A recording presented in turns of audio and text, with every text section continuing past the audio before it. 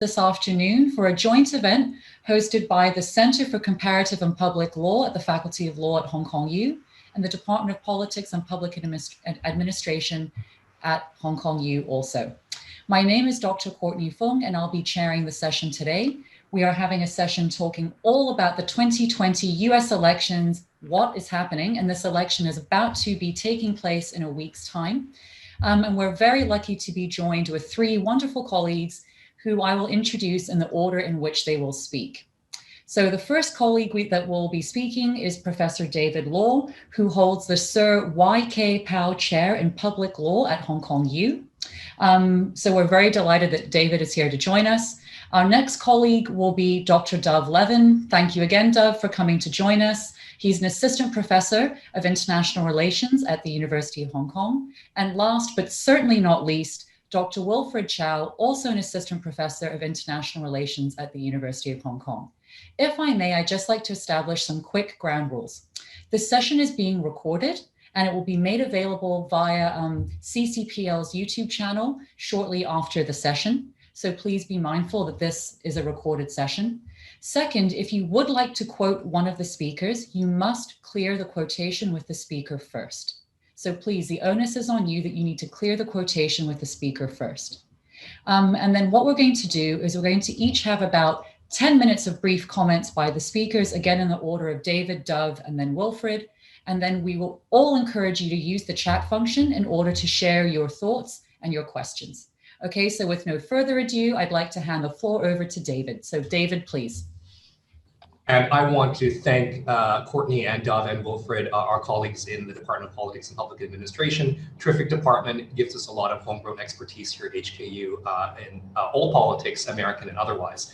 Now, the heavy hitters, Dov and Wilfred, are going to take on two of the questions that I know a lot of you are burning to ask. So I'm not going to do that. I'm going to, at the risk of saying some things that some of you may already know, walk through some self-help in terms of how does the electoral map look right now, and what happens if I assume X or Y or Z about who wins what state.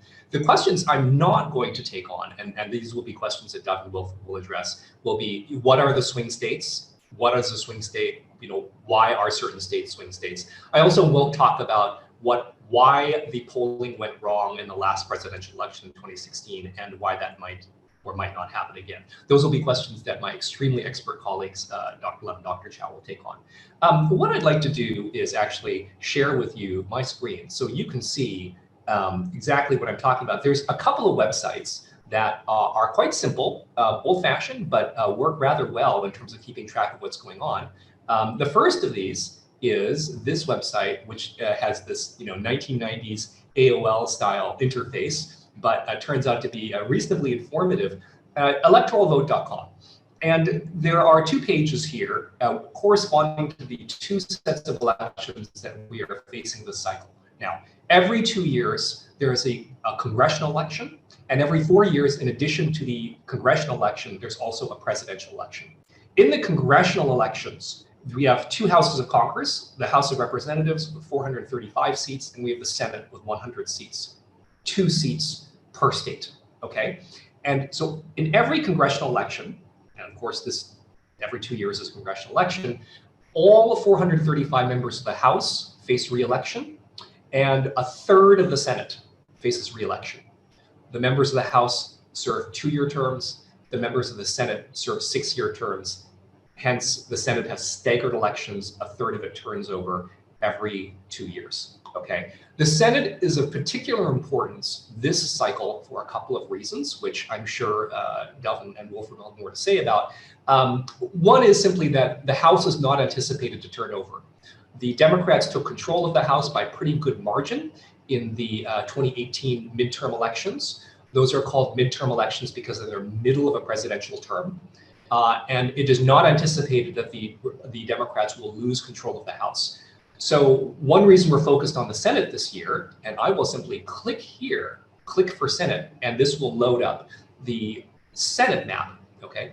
The Senate is narrowly divided, very narrowly divided, and Moreover, currently the Republicans have control by a razor-thin margin, which allows them to do things like ram through Amy Coney Barrett to the Supreme Court, right? So the Supreme Court is needed for appointments, and having a bare majority now gets you a lot, because the filibuster, some of you may have heard of the filibuster, where a minority can block action in the Senate. The filibuster has been abolished for judicial appointments, all right? So the Republicans are very keen to hold on to at least one House of Congress. If they can hold on to at least one House of Congress, then they have a very good chance of being able to obstruct the president and the House and the rest of Congress on legislation and appointments, including judicial appointments. And again, these are of critical importance in American politics. People care a lot about them. The stakes are high. Federal judges are appointed for life. And you never have any guarantee of when someone's going to have a Supreme Court vacancy come up, okay? So if we look at the Senate map here, what we see here is we see there are some states that are in gray. Those states do not have a Senate race, okay? Then we have states that are colored. The operators of the website have color codes for so red means something that is leaning Republican. Blue is something that is leaning Democratic. And so what you can do is you can simply roll your mouse over the state to see who's in the Senate race and what the average of polling looks like, right? So here we have Montana, which is polling as barely Republican. The incumbent Steve Daines has a slight advantage according to the polling, but again, this is probably well within the margin of error, right? And the number of seats the Democrats need to take in order to take control of the Senate depends on whether they win the White House. Just a minor detail here. The Senate, it has 100 people, therefore it can tie 50-50, and in the event of a tie, the vice president breaks the tie. So if you hold the White House, right, you just need 50 seats. If you don't hold the White House, 50 is not enough. You need 51, okay? So you have to keep that in mind. The number of seats the Democrats need to take the Senate depends on whether they take the White House, all right? But it's a small number of seats, and the Republicans also are defending more vulnerable seats in the Senate this cycle than they were in the last cycle, right? So if you scroll down this page, it will show you, you can kind of see these states that are lightly outlined in particular color. So North Carolina is lightly blue, meaning that the challenger, the Democratic challenger, is barely leading the Republican challenger in the polls. Conversely, again, we looked at Iowa, where the Democratic challenger, who is also the governor at this moment, is slightly behind the incumbent. And Iowa is another one of these evenly divided states. And if you scroll down here, you have, this site is actually not put together by political scientists. It's put together by a couple of rather opinionated academics in the sciences who live overseas. But they have opinionated, short, but somewhat amusing, and more or less getting the point, minor synopses of each of these races. So you could simply scroll down to the Democratic held seats, see who the incumbent is, who the challenger is. You get a capsule analysis. There are other websites that offer this, but I find that 538 has the simplest interface, it's the easiest to navigate, and gets the basics more or less right. Okay, so how am I doing for time? Is that about 5 minutes so far? I'm going to assume it's 5 minutes. All right, so I'm going to go back to the presidential electoral map, right? So the other thing that's going on, as you may have heard, is that there is a presidential election this year. The incumbent Donald Trump, the challenger Joe Biden, former vice president under Barack Obama. And here we have the electoral map. And again, they have colored in. So let me just go from the top here. You have these numbers, right? See this 378 to 160? All right, so that represents the number of electors in the Electoral College that each candidate is anticipated to win, okay, based on the current state-by-state polling averages. I should emphasize that that top line number can be very unstable if Biden has a very small lead in a large number of states, right? If he has a bunch of leads in states that are within the margin of error, then that number may be a lot lower in reality at 378. The magic number is 270. If you win 270 electors, then you have won the presidency, okay? With only a couple of exceptions. Electors in the Electoral College are awarded on a state-by-state basis. And if you win a majority in a particular state, again, with only two exceptions, Maine and Nebraska, if you win a majority, say in California, you get, I'm mousing over this here, all 55 of California's electoral votes. Likewise, if you win Texas by 50.001%, you get all 38 of its electoral college votes. And again, the same for Florida, which is another big prize of 29 electoral college votes, right? The big prizes here, states like New York, Florida, California, Texas. However, some of them are solidly Republican or solidly Democratic, and so they don't get much attention. Each party simply takes them for granted, okay? And here you have, so that's what these numbers are. That's their projected balance of the Senate. Here you have the list of states that they believe will switch from Democratic to Republican, and likewise with the on the Republican side. The Electoral College, this means, of course, that the popular vote does not necessarily determine who wins the presidency. Because if you win the state, let's say you win a bunch of states by huge margins, but then you lose a majority of states by a tiny margin, that could cause you to lose the Electoral College. The Electoral College system, because most states, nearly all states, are winner take all, can produce a lot of what sometimes political scientists call wasted votes, right? If you're in California, right, any vote that Biden gets beyond 50.1% is basically a wasted vote. He just needs 50.1% and then he gets all of it. So as a result, the candidates focus a lot on states where they think that they can, their electoral, the state is evenly balanced. And because the rewards for getting from 49.9% to 50.1%, it's the difference between night and day. You either get nothing or you get everything. And so these swing states are states like North Carolina, Georgia, Florida, Texas, Iowa. Now, I think I have a minute or two left, right? Courtney, am I doing okay? Minute or two? So let me show you this. This is an interactive graphic on the New York Times website, which allows you to kind of do the Electoral College math, right? So you don't have to make the assumptions the Times does. What you can do is you can simply drag and drop states out, right? So I'm going to take out some of the leaning Democratic states. And you know, Texas, on the previous map, you'll see according to the polling average is supposed to be leaning Democratic. I don't believe that. I think that Trump will win Texas when the day comes. You know, likewise, Iowa, Georgia, Florida, those will probably all go for Biden. I mean, for Trump. So let's say I think they're all going to go for Trump. So here's what I'm going to do. I'm going to drag Texas onto the Republican circle, so he goes to 163. I'm going to give him Florida. I think he's going to get Florida. I'm going to give him Ohio. I think he's going to get Ohio. I'm going to give him Georgia. I think he's going to get Georgia. I'll give him North Carolina. Probably North Carolina. I'll give him Iowa, and I will give him this one congressional district in Maine. Maine splits electoral college votes. And you'll see now the math is looking a lot more favorable for Trump. Okay, now he's getting close to 270.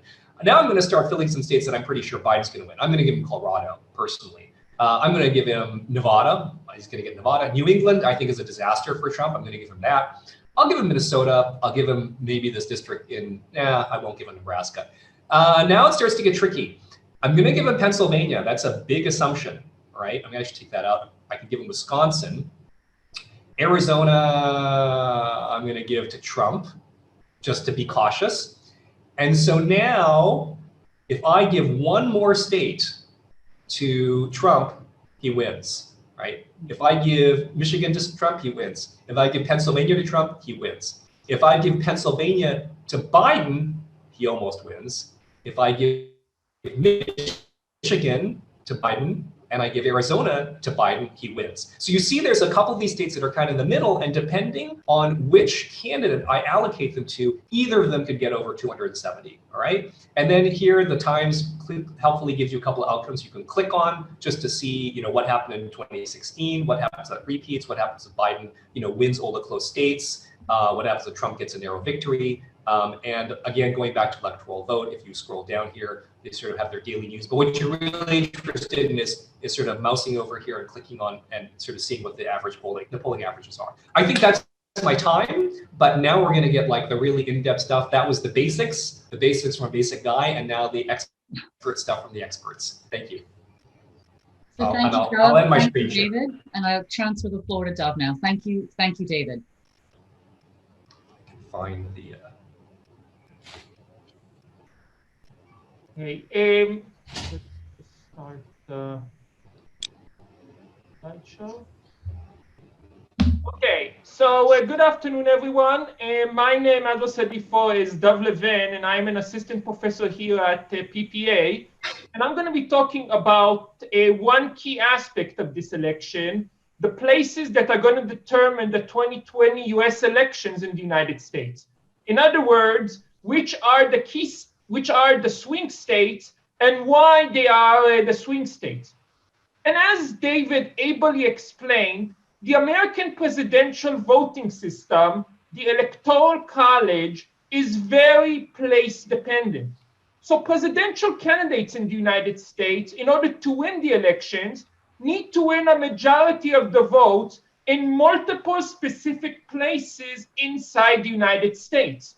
The 50 American major provinces, or as Americans call them a bit confusingly, states. And that's a leftover term from the way the United States was originally created in the 18th century. And if a presidential candidate in the United States gains an overall majority of the votes, but fails to gain a majority of the votes in enough states, in other words, doesn't gain enough electoral college votes, they will nevertheless lose the election, which is what happened exactly to Hillary Clinton in 2016 US elections. She won by 2.9 million American votes compared to Donald Trump, but lost the Electoral College by 75 votes, 231 to 304. Now, the mass majority of American states in every election, usually somewhere between 40 to 45 of the 50 states, and the areas where most of the American population lives in, are clearly strongly supportive of one or the other party. So candidates don't invest much energy in campaigning in them. And if you'd be living, right now in the United States or one of those non-swing states, you'd barely know that an election is happening. There's no campaign posters in the streets. You get no campaign ads for the two candidates, in your mailbox.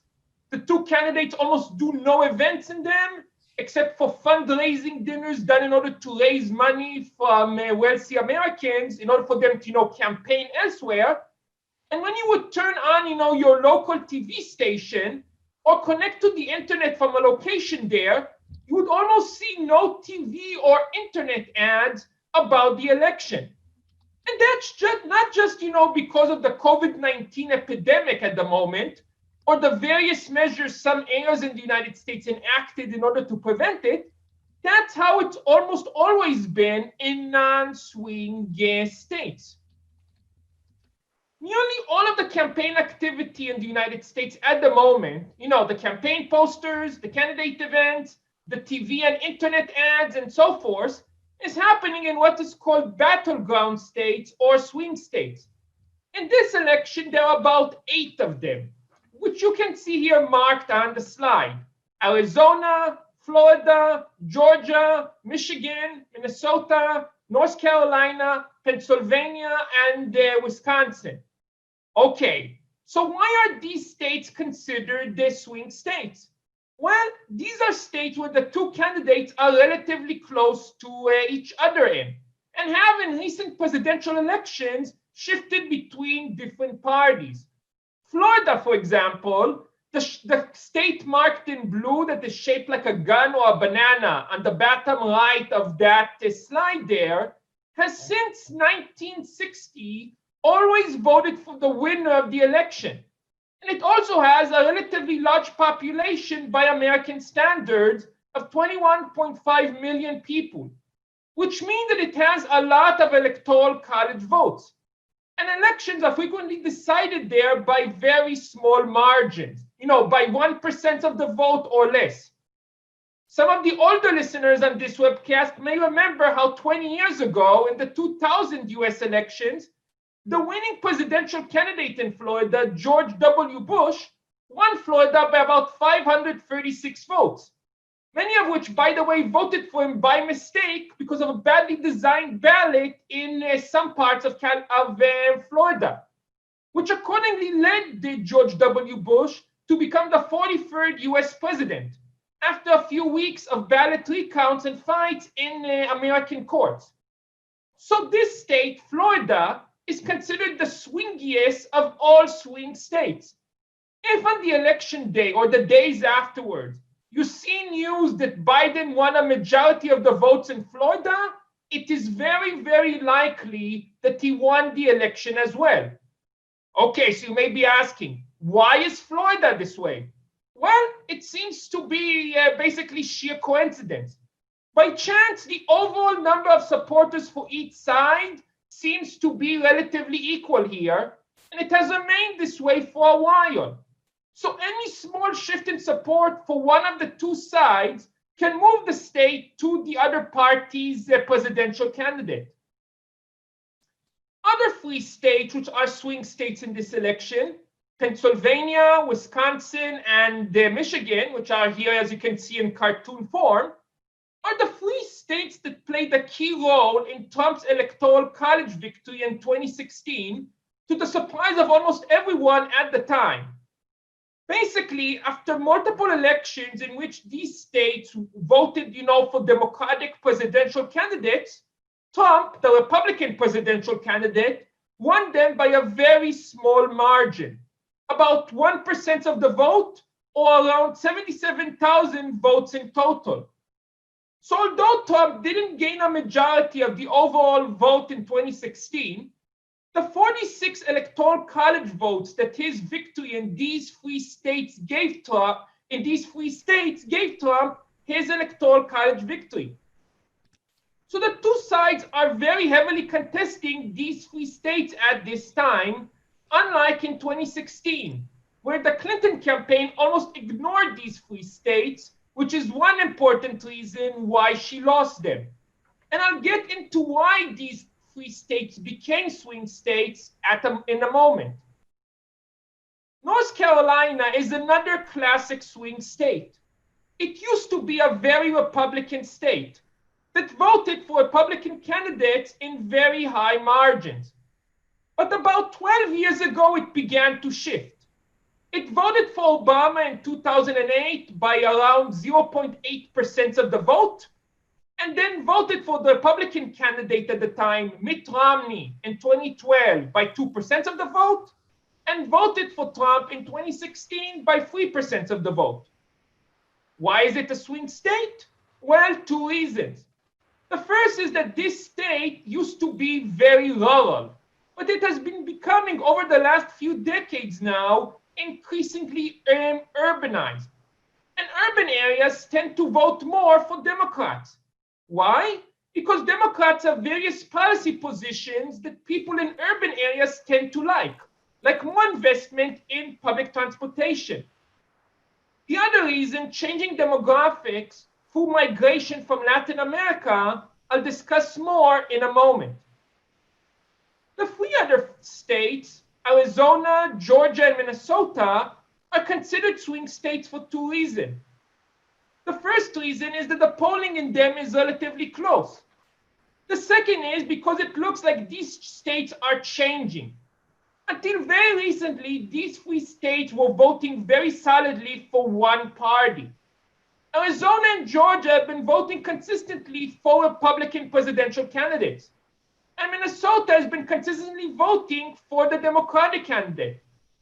But over the last few elections, the margins of victory have been shrinking, with Democrats winning Minnesota but more narrowly, and Republicans winning Georgia and Arizona but very narrowly as well. Okay, so why are these states in 2020 swing states? Well, in the case of Arizona and Georgia, similar to the case of North Carolina, it's because of demographic changes in the state's population. Over the last 50 years, there's been a major inflow of migration of people into the United States from various states in Latin America. First from Mexico, and now increasingly from Central America and the Caribbean. And most of these migrants from Latin America, they are known in the United States as Hispanics or Latinos, don't like Republicans very much for various reasons, such as the Republicans' anti-immigration policies, which are focused most heavily on stopping immigration to the United States from Latin America. And on average, about 2/3 of Hispanics have voted for Democrats in the last 2 decades. Arizona, which is on the US-Mexico border, and Georgia and North Carolina, that have had a major spurt of economic growth over the last decade or so, have been getting many of these Latino migrants.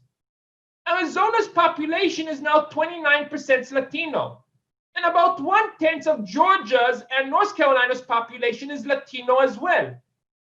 And this increase in the share of Latino population in all 3 states are getting large enough to shift the political balance in these states from reliably Republican ones into swing states. In the case of Minnesota, the shift to a swing state status from a reliably Democratic state into one which may vote for Trump in 2020 is because of economic changes, interacting with Trump's economic agenda. And the reasons why Minnesota is a swing state are similar to those that made Wisconsin, Michigan, and Pennsylvania swing states as well. Basically, this whole area in the United States, known as the Midwest, was once a major area of American manufacturing, but it has been negatively affected by globalization, leading many areas of it to see an exodus of factories and jobs to the rest of the world. And the key manufacturing towns in these states to become much poorer, what led much of it to become known, quote unquote, as the Rust Belt in the United States, and led to a big increase in suicides and drug addictions. And the people who were most affected by these changes were white Americans without college degrees who were once working in many of these factories. For many years, this economic shift didn't matter because both parties were pro-globalization and pro-free trade. So these disaffected voters did not have a reason to change their votes. However, Trump ran in 2016 and is now still running as the anti-globalization candidate who supposedly made and will make American manufacturing great again by beating up on countries who have supposedly, quote unquote, unfair trade practices. So some of these voters who used to vote mostly for Democratic candidates began to vote in higher shares to Trump and the Republicans, making the states that they are in swing states. Okay, so this is why they are swing states. So how will each of these states swing? Well, we won't know for sure until all the votes are counted.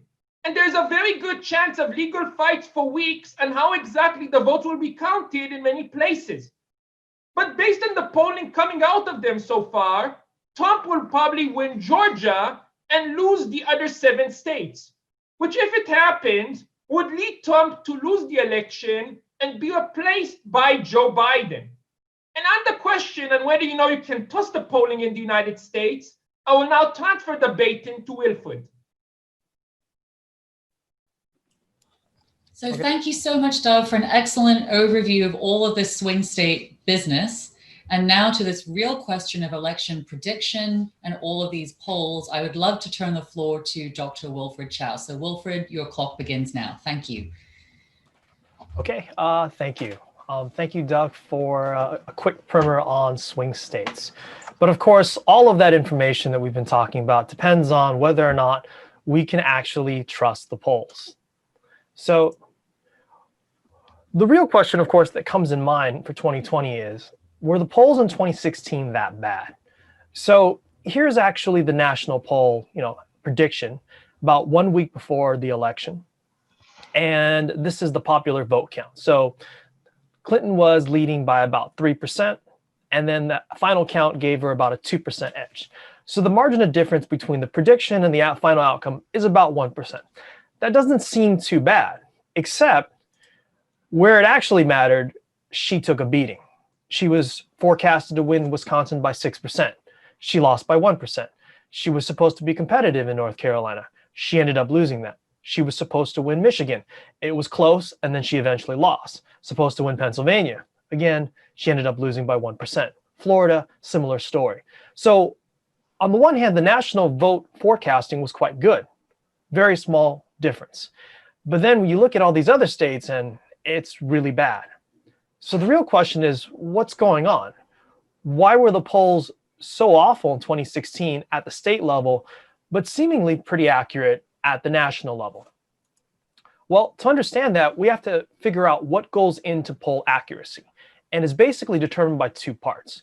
One is whether or not the survey that's being run is actually representative. This is a very important key. There's a methodology that I'll go into that tries to capture this idea that we have a small sample of people you're grabbing in a poll, could be 400 to 1,000, and that's supposed to represent the hundreds of millions of Americans that are going to vote.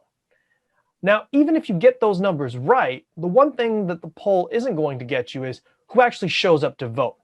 It's easy to say, well, I support Trump, I support Biden, but are you actually going to show up to vote? And so voter turnout is going to be another element to that. These two things combined essentially determine the accuracy of what you see in the polls to the final outcome. So for the first part, in terms of sampling, it's a pretty straightforward process. They use a simple of random sampling. So you've got an entire population, right? And the idea is you're just going to sample a small amount. You're going to do this over and over again. You're going to see lots of different polling companies, from Monmouth University, Quinnipiac, Marist, Survey USA, to less reputable ones like Rasmussen and Trafalgar. But whatever the case might be, if you randomly sample, you're going to get a sample that's supposedly representative. Now, in practice, the way they typically do this, and this is what they refer to as the gold standard, is random digit dialing. They randomly call a number, and then this person will then be asked a series of questions. Who do you support in the election? How are you going to vote? What are your preferences? So forth. So the problem, of course, is that's all fine in theory, but what can we do with the actual number? Now, David alluded to this in terms of the margin of error. What he's talking about is, even though you get a number that's spitting out, let's say 49% for Biden, there's actually a particular range that it falls under. And so the actual true population number of the support level actually is within the margin of average, or margin of error. And so this is typically about 3%. It could be higher or lower depending on the sample size and other issues. But let me direct your attention to this particular hypothetical. So you've got poll A and poll B. This is where the margin of error actually becomes important. If you look at poll A, the Republican candidate is leading the Democrat by 5%, 48 to 43. You would think, well, based on this, we can be pretty confident the Republican's going to win. But in reality, it's actually within the margin of error, because the actual level of support could be anywhere between basically 45% to as high as 51% for the Republican, and for the Democratic candidate could be 40 to 46%. So the two predictions then is it could be a narrow victory for the Democratic candidate or a very large landslide for the Republican candidate. Both are within the margin of error. So if you want to be confident of really accurate polling, you actually have to make sure that this isn't actually a very close contest. So the typical way they do it is you take 2 times the margin of error. So you have to be beating at least 6% or more. And so in poll B, where the Republican is leading the Democrat by 8%, there's a higher confidence that what's actually happening here is that we can be confident that the Republican will most likely beat the Democrat. So the reason why this becomes important is that in very close elections, polling accuracy in terms of forecasting becomes a lot harder.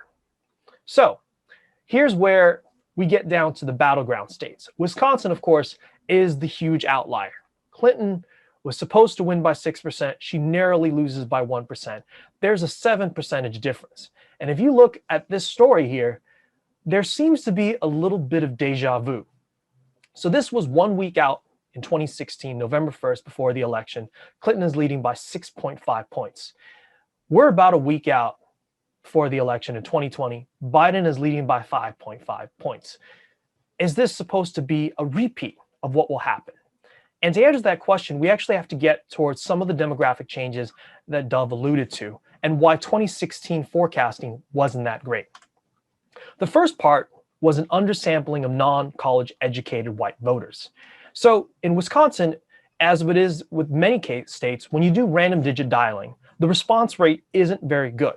So nowadays, the Pew Research Center puts response rates for phone calls at around 5 to 6%. And that's a very low rate compared to about 20, 30 years ago when the response rate was closer to around 30%. So what that actually means in practice is that you could end up getting 60% of college educated voters giving you the response rate. And so they are more likely to vote for Clinton than Trump. So they undersample. Now, traditionally, that hasn't been a problem because, again, as Dov pointed out, if both candidates largely are platforming on issues on pro-globalization, then most of these non-college educated white voters are going to end up voting Democrat. So if you fail to sample them correctly, not a big problem. But in 2016, that was a problem. And so that tended to mess up all the polls consistently across the board. The second issue is there's an intensity of voting occurring with rural voters. So for whatever reason, some rural voters don't respond as much as urban voters. And so with random digit dialing, these response rates could go all over the place. And so when this actually happens to occur the most is when you get these big events like October surprises. So if you recall in 2016, there was that Access Hollywood sex scandal tape with Trump. When that occurred, a lot of people thought, well, oh, Clinton is getting a lot more support. But in reality, what was happening is a lot of Trump supporters simply got a phone call and said, I don't want to answer this because I don't want to tell them what I think at that moment. And that could be a real big problem. So both of these issues are actually going to skew the polls. And it wasn't one single poll that was happening to. It was happening across the board to many different polls. Last but not least, and this is something that happened both in the 2016 election as well as the Brexit vote. There are actually a lot of I don't knows or undecided voters. Some people will call them silent Trump supporters or shy Trump supporters. But whether this is real or false, the true fact is these are really large numbers. So to give you an example, you can actually take this number and flip it up for exactly what we see with the polls. If you add up the number of people that are supporting Clinton and Trump, that's a total of 87% of people that are certain or decided. So that means at least 13% of the votes are going to an independent candidate or one of the other two candidates. In 2020, if you add up the difference, that number is 94%. So there's at most 5 to 6% of undecided voters. This is closer to the 2012 election. The reason why this is important is that as a pollster, what are you supposed to do with I don't know? The conventional idea is, well, why don't we just split the difference? Half of them go to Trump, half of them go to Clinton. And so then, of course, Clinton should win Wisconsin. But what if that doesn't happen? What if all those I don't knows happen to go 75 to 80% for Trump? Well, then Trump's level of support goes from being very weak to becoming very competitive. And that's exactly what was happening. There's a confluence of factors. Undersampling of the educated vote, under college, non-college educated voters. You've got undecideds. Some of the sampling isn't right. So what's different in 2020 is a lot of the polling companies have realized this. They start to weight heavily on education. So if they don't get enough non-college educated voters, they're starting to weight on that. And they're actually moving a little bit away from random digit dialing. NBC Wall Street Journal actually uses a stratified method where they want to make sure they capture all the geographic regions, they capture enough of what they're getting so that they don't have anything on the outliers. Some of the poll companies are still sticking the traditional method, but taken together, if you go to a site like Real Clear Politics, they're going to aggregate this together. So of course, that's on the polling. If we get that right 100%, that's still not going to get you the perfect forecast because there's something that polling can't predict, turnout. And turnout tends to be very variable for many different reasons. Some people vote because they like a particular candidate or there's a particular group that they prefer. So in 2016, the African-American votes that tended to come out for Barack Obama came out at a much lower rate than for Hillary Clinton. That had huge effects on swing states like Pennsylvania. On the other hand, we also have other issues that are different now. Today in the US, there's this pandemic. No one's really sure exactly what the vote turnout's going to be. Democrats are more likely to vote by mail. Republicans are more likely to vote in person. That means that the early voting that you see that favors Joe Biden could be erased on election day. There could also be issues about whether or not the mails are going to come out in time. And so a lot of these things are going to come out to be uncertain. But what that means in practice is it's not entirely clear what the forecast is going to be. So in 2016, one of those things that did happen is that non-college educated white voters actually came out at a higher rate. African Americans didn't come out at such a high rate. And also suburban voters actually came out at a more larger form. So knowing all this, there's a lot of uncertainty. Can we at least make some confidence in terms of the prediction of what we think is going to happen in 2020? And to that, I'd like to show you this particular framing of comparison 8 days before the election.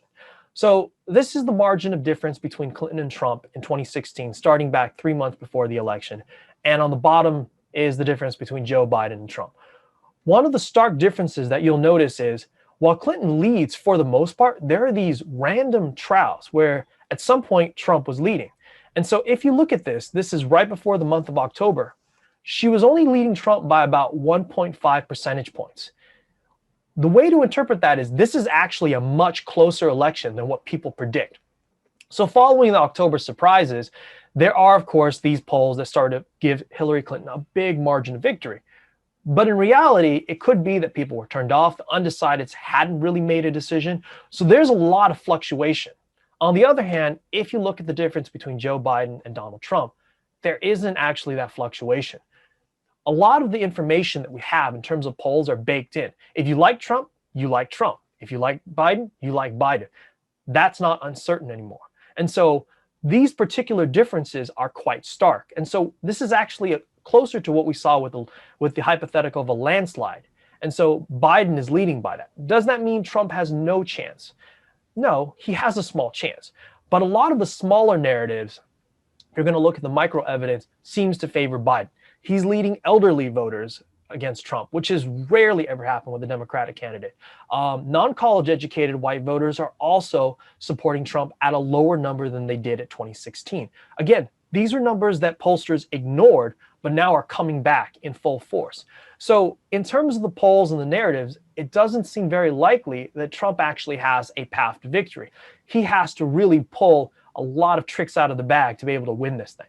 And so at least while there were problems in 2016, most of these issues are starting to be addressed. And for the most part, we're looking at a Biden victory. At least there's a 90% chance he's going to win. Thank you. So thank you so much, Wilfred. A very clear primer on why some of these polling methods might be a little bit misleading. What I'd like to do is just sort of steer the conversation now towards the Q&A.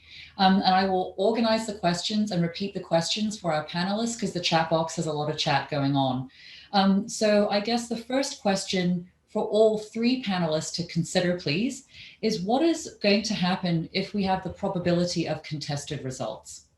What does that mean? And what are the procedures for resolving these contested results? If you feel like you don't have an answer for all of this, feel free to choose parts of the question. So again, a question about the probability of contested results and the procedures for resolving those results. For Wilfred specifically, there's a question in the chat box from Alex Chan about would there be a significant increase in early votes? Would that mean that the election polls are more credible and reliable this time?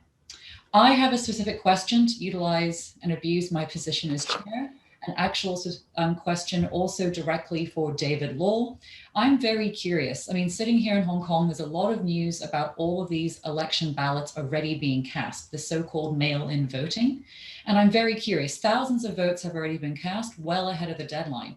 But again, Trump has been quite clear that he's not sure about the validity of these types of voting methods. So could you explain a little bit more about this pre-voting, before the deadline voting system, which seems to be quite curious, unique to this US election system?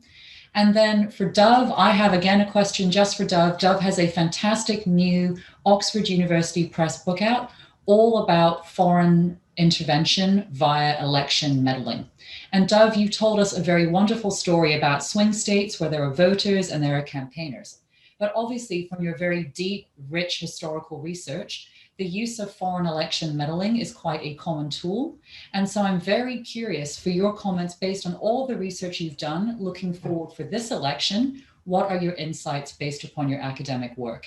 And so let's take this round of first questions, and then we'll go back and see where we stand vis-a-vis time. So quick, rapid fire comments, and maybe I can ask David, then Dov, and then Wilfred, to give Wilfred a bit of a break. Okay, thank you. Sure. Okay, so these are great questions. So first on the, I won't speak to the probability of a contested result, although it's going to be higher than 0. I think that's kind of going to depend on how many razor-thin states we have. I think we're probably going to have a couple of those. Florida is always good for a few excitement kicks and giggles on election night. As those of us who remember the trauma of the 2000 election will attest. And the 2000 election also holds some insight into what happens if an election result is contested. Now, the most likely challenge would be some kind of a federal constitutional challenge that in some way, shape, or form, one's fundamental right to vote as guaranteed by the Equal Protection Clause has not been respected or observed. That was the case in the Bush v. Gore 2000 case where the Supreme Court halted the recount of votes in Florida. And how that dispute, so my prediction is, relatively decent chance of contested result, relatively high chance that some kind of litigation is brought. And then the question is, it's going to be probably concerning one's federal constitutional right under the Equal Protection Clause to vote and whether it's been unduly burdened or violated. Probably, but you never know what people could argue. And then how that plays out really depends on the particulars of the claim and the facts. Sorry not to be more of a blanket answer, but I would expect that to be one of the legal issues. I would expect federal constitutional litigation over that. And a recurring issue as well in this kind of litigation is, is it the state courts trying to do something, or is it the federal courts trying to do something? Because the constitutional rules that apply, states have some leeway under the Constitution to decide how their electors are selected.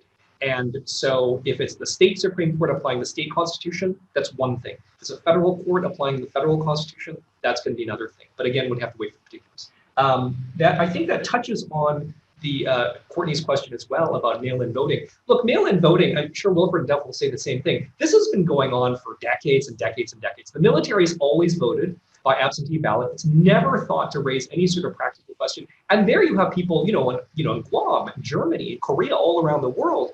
And moreover, historically, absentee ballots tended to favor, not only were questions not raised, but absentee voting, early voting tended to favor Republicans. Historically, Republican voters have been more motivated. You have something like the Texas miracle, where a snowstorm in Texas caused the Republican to win because Democrats stay home when things are inconvenient or the weather is bad or whatever, and Republicans get out and vote. COVID has completely scrambled that, right? Because now you have Democratic voters who tend to be more concerned about COVID and so more motivated to vote early.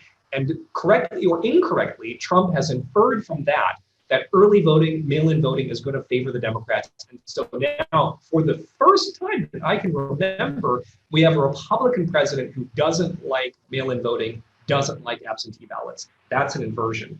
Have I missed anything? Is there anything else you'd be talking about? Or so the legality of this has never really been an issue, the mail-in voting in the past. And this may be another one of those things where Trump can talk, but he hasn't really got a legal argument. But we have to see what he tries to litigate.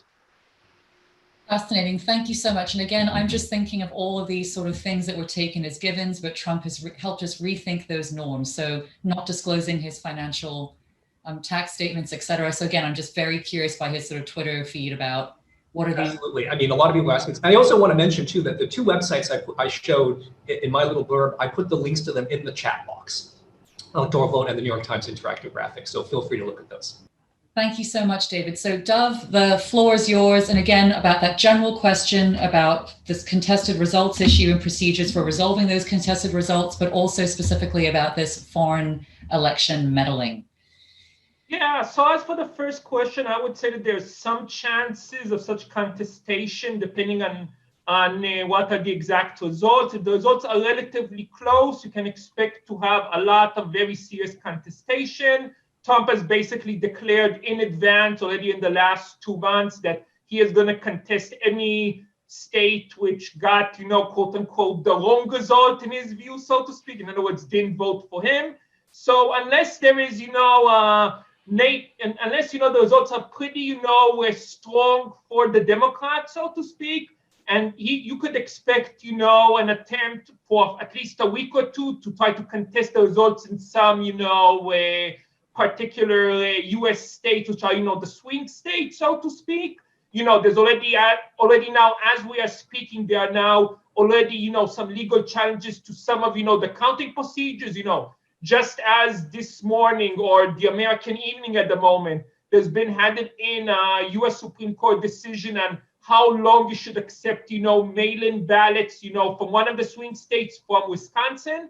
So I would say that there is some significant chances of contestation if the results are relatively close, one way or the other, so to speak. So I wouldn't be surprised if it would take at least a week or two of, arguments in courts until, Trump, the most likely scenario, Trump, concedes that he, lost the election.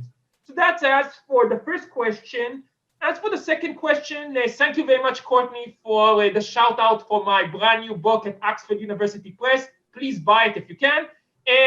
What's the name? We call it Meddling in the Ballot Box. Also available in Amazon. I would basically argue that we do have some and growing evidence that there is Russian interference in this election, in an attempt, to help, Donald Trump and defeat Joe Biden. And we are seeing, multiple sources of evidence for that. There's, for example, with the scandal some of you may have heard about, supposedly about 2 weeks ago, about a laptop by Joe Biden's son, Hunter Biden, that was left, in a computer repair shop. And then, the repair person opens the laptop, checks the hard drives, and he sees, terrible, supposedly, emails. There's some good evidence that laptop was not dropped by chance, in the hands of a Trump-leaning, a computer person, but was instead, in some way, either not to the knowledge of that repair person or with his knowledge left by him, so to speak. And that, those emails are meant, to discredit supposedly Joe Biden in the way that Hillary Clinton was weakened by, all of those leaks by WikiLeaks in 2016. There's also evidence that, Russia has been trying, to spread fake news and propaganda. For example, creating, these brand new fake news websites, like one called Peace Data. And they're trying, to even hiring some American journalists who were unaware that they are participants in, a Russian fake news thing, so to speak. There's also evidence that one of the scandals of earlier of the cycle, that former staffer of Biden from the 1990s claimed that Joe Biden supposedly harassed her. There's some sexually harassed her. There's some evidence that she was motivated to, come and do it under Russian involvement in some way. Like, for example, one of her lawyers was a former worker for one of Russia's propaganda network, Sputnik, so to speak. And she herself came out in 2018. She had this blog post talking about how much she loves Vladimir Putin. So we have multiple lines of evidence, again, not conclusive, but there is some significant evidence that Russia has been trying yet again to help, Donald Trump in this election. Will it work? Well, I think it is unlikely to work this time. First, the margin, as Wilfred mentioned, is much larger between, Trump and Biden. So, and this type of interference, usually, especially the covert one, usually has relatively small effects. So, in such a big margin, it is not likely to be very effective. Not likely to be effective enough, to swing the result. Second enough, this thing has been exposed. The fact that I'm now talking to you about it shows that, it's probably has been exposed. And we know that when it comes to covert interference of this kind, it's like vampires. The more you show them to the sun, the more, they start disintegrating. So that would probably weaken the effect again. And likewise, I think these quote unquote exposés are probably less potent because a lot of it, rehashes stuff that has been talked about in the United States for much of 2019, like Hunter Biden not being, the most honest and upstanding, person in the United States, so to speak. So many Americans are probably reading this and saying, okay, Joe Biden's son is not very honest and straight. We knew that, so to speak. We knew that he was he has a lot of problems, but there's no evidence that it's his father. Why should his father be blamed for it? So for all of those reasons, there is some evidence that Russia is meddling this time, but it is unlikely, in my opinion, that it will make an effect on the election results, unlike in 2016. Naturally, if there's evidence afterwards, after the election, I can say that I'm bad in prediction, so that may be the case. Thank you very much, Dov. Very sobering, these comments, to realize that this is not a one-off issue today, a very long roots of this election meddling activity. So thank you. And again, early congrats on a wonderful new book, just fresh off the press. If I can now just ask to turn the floor to Dr. Wilfred Chow, to ask you, Wilfred, again, that sort of opening question about the probability of contested results, and then please to turn your attention to the chat box, the Q&A, a question from an Alex Chan about the question for you: would the significant increase in early votes mean that the election polls are more credible and reliable this time? And then what I would like to do is, after Wilfred's answer, we will reconvene for a second round and most likely final round of questions. So if you have anything else, please keep adding them to the chat or the Q&A. Wilfred, the floor is yours. Thank you. Thank you. So those are very interesting issues that are being raised, is that typically, if you think about poll results, if you vote early, another way of thinking about it is, if the poll comes out on October 26th, if everyone were to vote on October 26th, that should be how the election should be decided. Now, there are events that could change. And as Duff pointed out, one of the ways that election interfering works is that you bring in new information about the candidates, you change your opinions. The most dramatic example in history is in the 1980 presidential election. Reagan had a debate against Carter. He mopped the floor with him, and then his poll numbers shot through the roof. So there are possibilities of people changing their opinion. So that's normally how it works. Donald Trump is actually the exception to the rule. One of the most interesting things about him is that his poll numbers are both weird and stable. He can't seem to get anything where there's no criminal act that he could do that could actually decrease his poll numbers. But then there's no act that actually can improve his poll numbers. And that has been the case throughout the election, is that you can see the stability that Joe Biden has led Trump by. And so to some extent, a lot of that extra information, whether voters are voting early or later, shouldn't actually matter at some point, because their opinions are largely set. And so unlike what happened in 2016, where there were a lot of early votes casted by Democrats, it looked like Hillary Clinton was going to take Florida. And then there was a large resurgence of Republican voters on election day, taking it back. The problem here is that's not going to be the case. Now, there is a lot of early voting, so some of the issues of the pandemic are going to come out to play. But a lot of the concerns in terms of whether or not you're going to see the contested vote, I think that's a lot less likely. So if this election were held in March and April, when the US had their early lockdowns, there's a lot of uncertainty surrounding it. I would say, as most experts would agree with this, is that we're not sure. But there's been a number of primaries that have run since then. So by about September, there's actually been a number of primaries and early elections that have occurred in many districts. A lot of the issues with early voting, mail-in voting, hasn't been that large of a problem. There is some spoilage, meaning there's been invalidated early votes. But for the most part, it seems that Americans are largely confident about going out to the voting booth, pandemic or no pandemic, and a lot of the polling stations have started to figure out how to deal with mail-in votes. So I don't think a lot of those issues are going to be a problem. And so most pollsters are fairly confident with more stability in terms of the turnout. So another way of saying is, I think the polls are still going to be pretty good, regardless of what happens.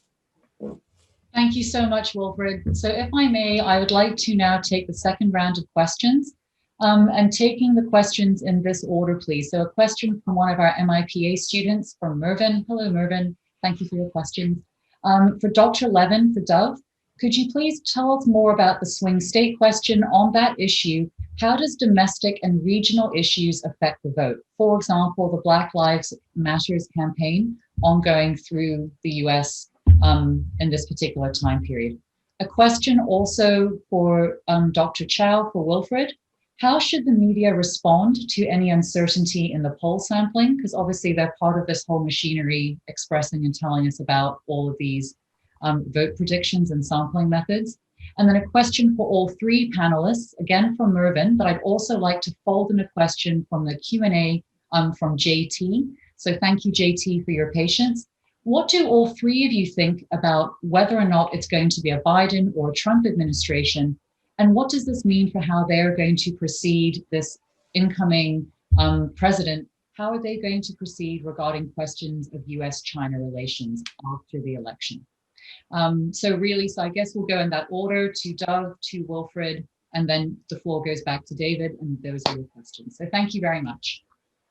Yeah, thank you very much, Mervyn, for your question about the effect of regional or domestic issues. You're right, those things can have major effects on swing states, and we know that usually domestic issues predominate in the voting of Americans when they decide, how to vote. And likewise, regional issues, things that are related to particular regions in the United States can also have, major effects. I mentioned, the issue that, for example, the Midwest was suffering a lot from the effects of globalization and how that had a major effect on its, voting patterns in 2016. And you are more specifically about the effects of Black Lives Matter. I think that they could have, a major effect in the swing states. Many of these swing states have a significant African American or Black population, and they are naturally, very, angered over, the behavior of the police, so to speak, towards African American suspects. And one of the places where this happened, which was, the case of George Floyd in May, was in one of those swing states, Minnesota. So that it would have, I believe, a significant effect in boosting Black turnout. We are seeing very high levels, at least, from the early voting, significant and high levels of Black turnout inside all of these swing states and in general.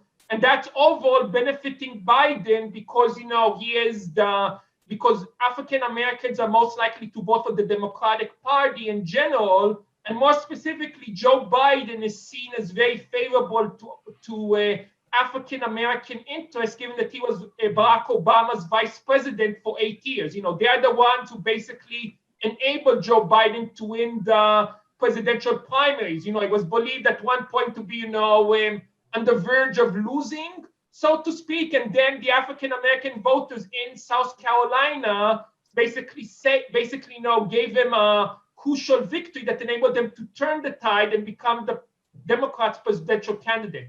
So the effect of the Black Lives Matter will probably be quite significant in boosting African American turnout, as well as some people who are from other ethnic or racial groups who are sympathetic to their claims, and overall boost a bit Joe Biden's chances, so to speak.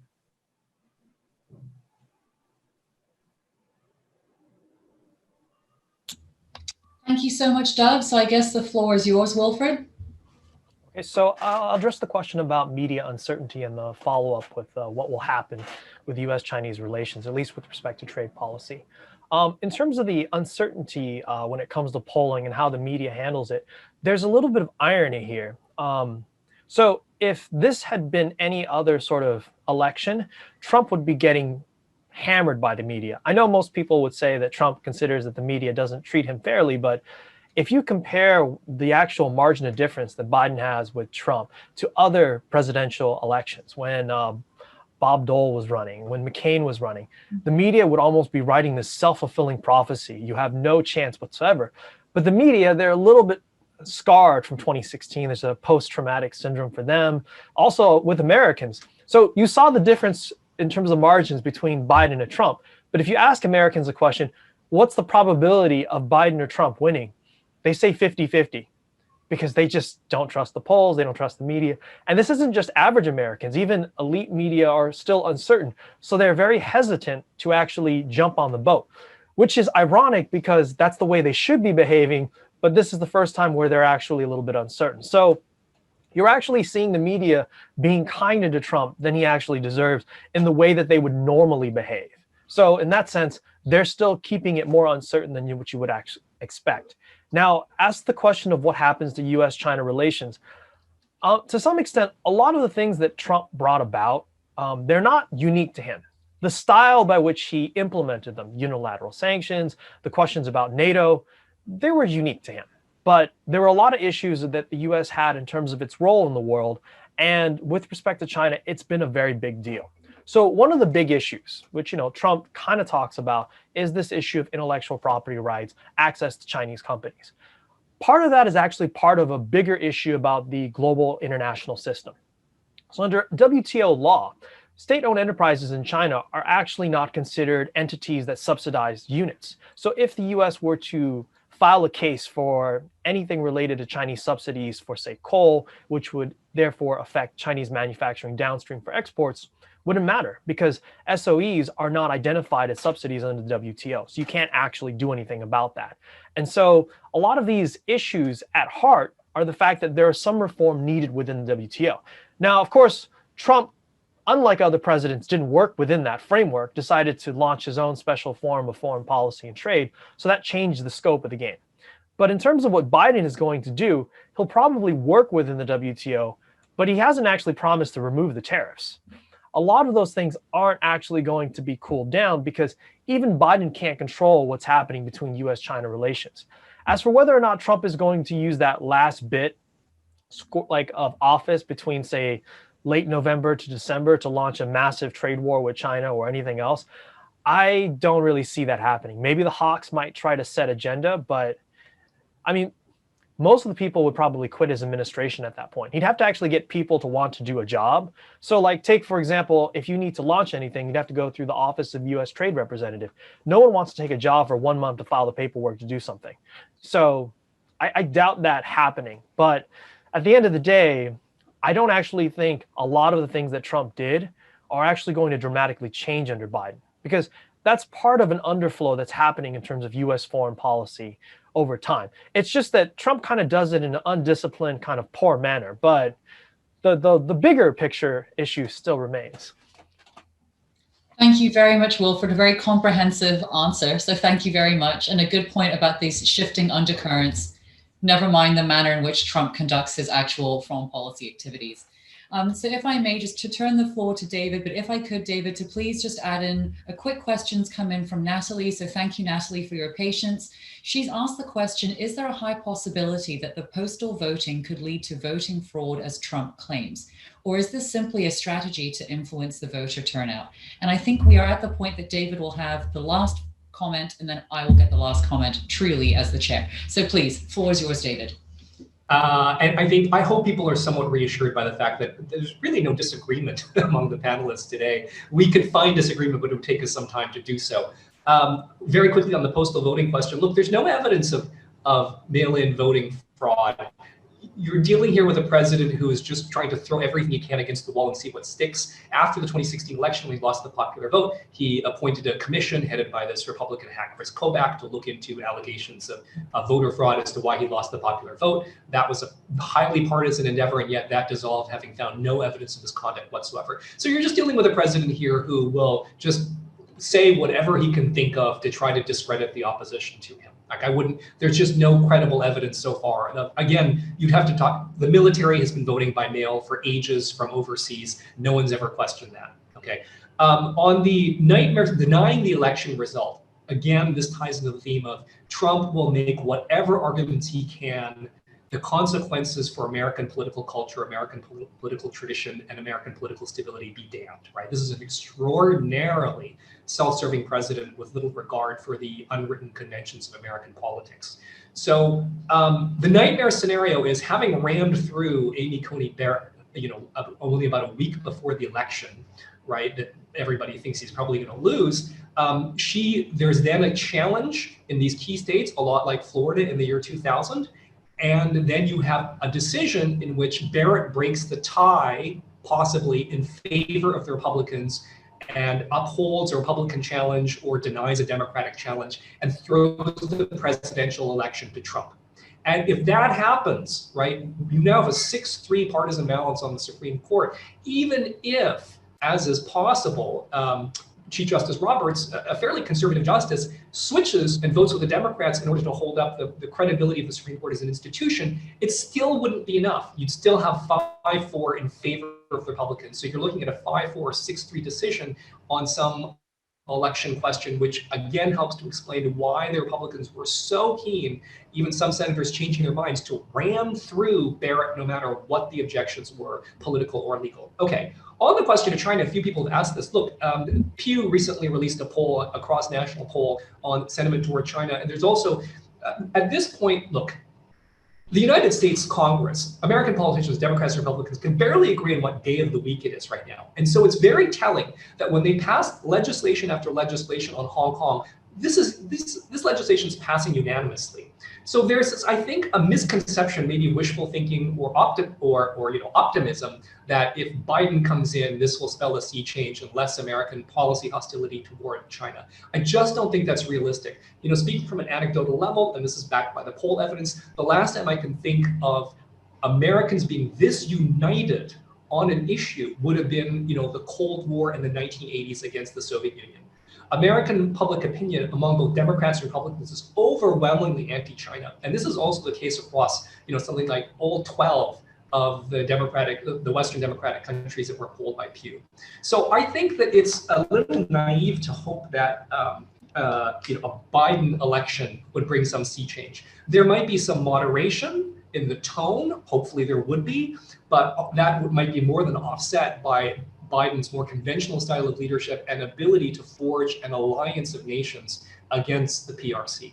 So I don't think that we can, Trump will do whatever he wants in the remainder of 2020. He might exert more sanctions. Who knows if he will? He's got business interests in China. He has a bank account in China. If he's already lost the election, he stands nothing to gain really politically by bringing sanctions. But even if he does bring sanctions, the statutes that he's invoking involve executive discretion, and a new president can simply undo 99% of what he's doing right now. There's nothing irrevocable about these exercises of presidential authority and discretion under these statutes that enable him to impose sanctions.